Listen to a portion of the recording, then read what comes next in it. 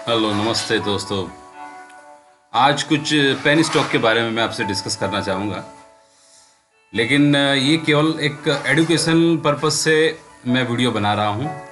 इसको लेना नहीं लेना ये आपका निजी ओपिनियन, आपका सजेशन, आपका खुद का ये इनिशिएटिव रहेगा, अगर आपको ये शेयर लेना है नहीं लेना है। ठीक है जी। तो चलिए समय को नहीं गंवाते हुए मैं जल्द से स्टार्ट करता हूँ ये वीडियो। जीएमआर इंफ्रास्ट्रक्चर, हाँ जी, जीएमआर इंफ्रास्ट्रक्चर, उसका अभी प्राइस है 25 रुपीज़ 95 पैसा। राइट, ये आज का क्लोजिंग प्राइस है। 18 फरवरी 2021 का ये क्लोजिंग रेट है। ओके जी।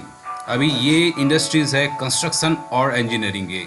जैसे कि आप जानते हैं, अभी कंस्ट्रक्शन और इंजीनियरिंग और मतलब मेक इन इंडिया, जैसे कि अपना इंडियन गवर्नमेंट अभी बहुत फास्टर वे में सोच रही है कि सबका अपना खुद का घर हो, और उसी दिशा में आगे बढ़ रही है। तो इंफ्रास्ट्रक्चर आने वाले दिनों में बहुत अच्छा करेगा, ये मेरा खुद ही मतलब निजी मानना है। ये मिड कैप सेगमेंट है और इसकी मार्केट कैप है 15,120 और 214 नंबर का ये रैंक है। ठीक है जी। अभी इसके कुछ समझ लेते हैं फंडामेंटल और टेक्निकल्स। ठीक है, उसने डिविडेंड 2014 के बाद नहीं दिया है, ये इसका ड्रॉबैक है। उसके बाद उसकी होल्डिंग देख लेते हैं। होल्डिंग यहाँ पे होल्डिंग देखिए लगातार बढ़ाते जा रहे हैं। जैसे 15.43%, मतलब 15.43, ये अनप्लेज है जो कंपनी के पास है, प्रमोटर के पास है। बाकी जो 87% जो है वो उसने प्लेज करके रखे। और उसके बाद 16.19 ये अनप्लेज है, मतलब ये कंपनी के पास अभी भी है, तो उन्होंने अपनी स्टेक बढ़ाई है। अनप्लेज वैसे का वैसा ही रखा है, 48.22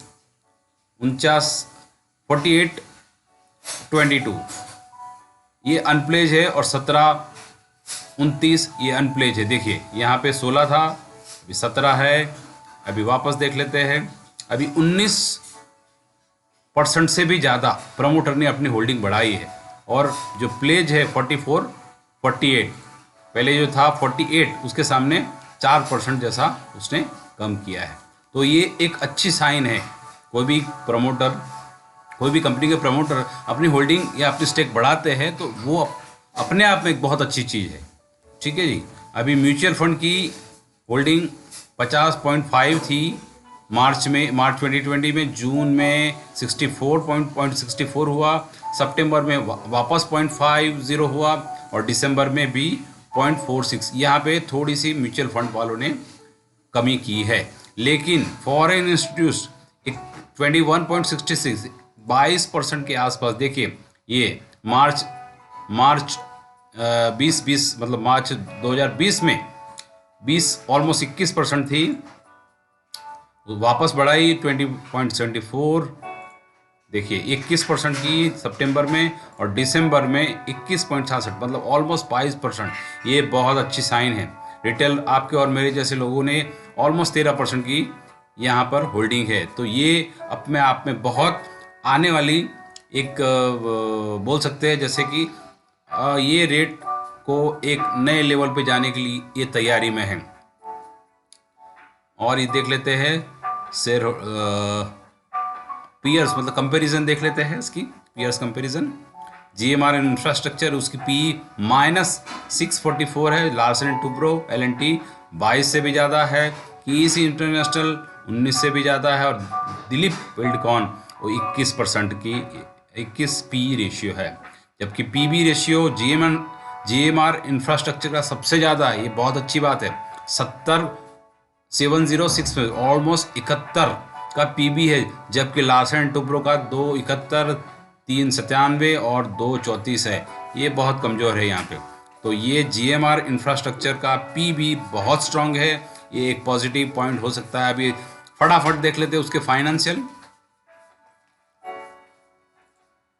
कैश फ्लो देख लेते हैं। जबकि 2019 में कैश फ्लो थी माइनस में थी 736, अभी 2020 में ये हो गई है 2005। ये बहुत अच्छा चेंज है, बहुत पॉजिटिव चेंज है। कैश फ्लो यहाँ पे देख सकते हैं, कैश फ्लो ये था -794, मतलब ऑलमोस्ट -800 था, उसके सामने -1500 हो रहा है। ये एक ड्रॉबैक हो सकता है। अगला देख लेते हैं उसके बैलेंस शीट। यहाँ पे बैलेंस शीट देखेंगे हम लोग। करंट एसेट जो 2019 में 10,655 थी, वो बढ़ के 12,378, ये बहुत अच्छी मूव है। नॉन करंट एसेट 29,420 थी, उसके सामने 33,900, ऑलमोस्ट 34,000 हो गई है। मतलब टोटल एसेट की बात करें तो 40,000 के सामने 46,000 से भी ज़्यादा हो गई है। लायबिलिटी की जहाँ तक बात करते हैं, लायबिलिटीज उसकी करंट लायबिलिटीज़ 40,000 के सामने 16,000, ये बड़ी है, ये नेगेटिव पॉइंट है। नॉन करंट लायबिलिटी 24,000 के सामने 24,583 के सामने 29,478 हुआ है। कुल मिला के जो लायबिलिटी 38,828 के सामने 46,080, मतलब 46,000 के आसपास हुई है। थोड़ी सी यहाँ पे लायबिलिटी बड़ी है, ये आपको ध्यान में रखना चाहिए। और देख लेते हैं उसकी इनकम। टोटल रेवेन्यू 8,394 के सामने अभी 9,220, मतलब 9,000 से भी ज़्यादा। ये बहुत अच्छी बात है। और यहाँ पे नेट इनकम में -3,580 के सामने -2,429 हुआ है। तो ये कहीं ना कहीं दर्शाता है कि वो अपने नेट इनकम को आगे ले जाने में सक्षम हो रही है कुल मिला के। ठीक है जी। अभी फोरकास्ट 50% की फोरकास्ट बता रही है कि ये शेयर को बाय करके चलना चाहिए। ओवरव्यू देख लेते हैं इसका। मैक्सिमम जो है उसका 132 का रेट था और मिनिमम जो है उसका 9.75, 9 रुपया 75 पैसा था। 5 साल में देख लेते हैं 29 रुपया 35 पैसा और लो था 10 रुपया 19 पैसा, ये उसका लो था, ये हाई है। ठीक है जी। 1 साल में देख लेते हैं, कोरोना काल में हाई उसका 29 रुपया 35 पैसा और लो है 14 रुपया 10 पैसा। 1 महीने का देख लेते हैं 27 रुपया 50 पैसा उसका हाई है और लो है 23 रुपया 50 पैसे का। सिमिलरली देख लेते हैं 1 वीक का 26 रुपया 60 पैसा और 25 रुपया उसका लो है। तो ये अभी 25 रुपया 95 पैसा पे मिल रहा है, बहुत अच्छा मेरे हिसाब से है। पी रेशियो उसका -644 है, बहुत अच्छे और कम दामों में, कम वैल्यूएशन पे मिल रहा है। पीबी उसकी हालांकि बहुत अच्छी है 70-65 की, जबकि एलएनटी की भी वो नहीं है। तो ये बात बहुत अच्छी है। सेक्टर का पी 43 के सामने ये बहुत सस्ते पी पे मिल रहा है। और डिविडेंड हालांकि अभी ये कंपनी नहीं दे पा रही है। मिड कैप सेगमेंट में है, 15,120 करोड़ की टर्नओवर है, 214 नंबर की रैंक है। तो मेरे हिसाब से ये आने वाले टाइम में ये कभी भी शेयर फट सकता है। और एक SI penny stock JP Infratech के बारे में मैं बताने जा रहा हूँ। ये भी कंस्ट्रक्शन और इंजीनियरिंग की कंपनी है, स्मॉल कैप है, 236 करोड़ की टर्नओवर है, 1263 नंबर की ये रैंक है। अभी उसके टेक्निकल्स देख लेते हैं। डिविडेंड उसने 2013 के बाद में नहीं दिया है, ये एक अच्छी साइन नहीं है। होल्डिंग की बात कर लेते हैं। यहाँ पे आप सरप्राइज हो जाएंगे। होल्डिंग उसने 60.98, मतलब ऑलमोस्ट 61% की उसकी होल्डिंग है। लेकिन उसमें जो प्लेज है 51% उसने प्लेज किया है मार्च 2020 में, और अनप्लेज था वो 10% ऑलमोस्ट था। जून में उसने बरकरार रखा है, सितंबर में बरकरार रखा है, और अभी दिसंबर 2020 में भी उतना ही है। तो ये कंपनी का प्रमोटर का कहीं ना कहीं अपना भरोसा अपनी शेयर की प्राइस को लेके है, इसीलिए उन्होंने अपनी स्टेक कम नहीं करी है। अदर डोमेस्टिक इंस्टीट्यूशनल का 4.73% की अभी भी हिस्सेदारी है, जबकि 34% से भी ज़्यादा रिटेलर इन्वेस्टर है। ठीक है जी। अभी इसका पीयर कंपेरिजन देख लेते हैं। -0.1 का ये पी रेशियो है, जबकि लार्सन & टुब्रो 22, GMR -644 और KEC इंटरनेशनल 1965 का है। ठीक है जी। तो ये बात हो गई कंपैरिजन की। अभी फाइनेंशियल देख लेते हैं उनके। यहाँ पे थोड़ी सी मुझे पॉजिटिविटी दिखती है, आपको भी खुद देखने को मिलेगा। 2019 में नेट चेंज इन कैश -9.18 था, 9.18 था, जो बढ़ के 2020 में 80.85 मतलब ऑलमोस्ट 81 ये पॉजिटिव हो गया। बहुत अच्छा साइन है ये। उसी प्रकार से फ्री कैश फ्लो जो 2019 में 34.51 था, जब अभी बढ़ के 2020 में 105 से भी ज़्यादा हो गया है, तो ये बहुत अच्छा साइन है। इसके अलावा देख लेते हैं उसके बैलेंस शीट को। करंट एसेट 13,750 के सामने 13,000 है, ऑलमोस्ट सिमिलर रही है।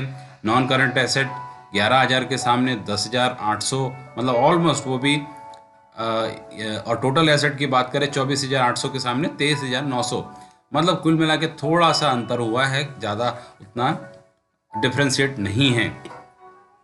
करंट लायबिलिटी की बात करते हैं तो 16,693 के सामने 18,500 ये बड़ी है।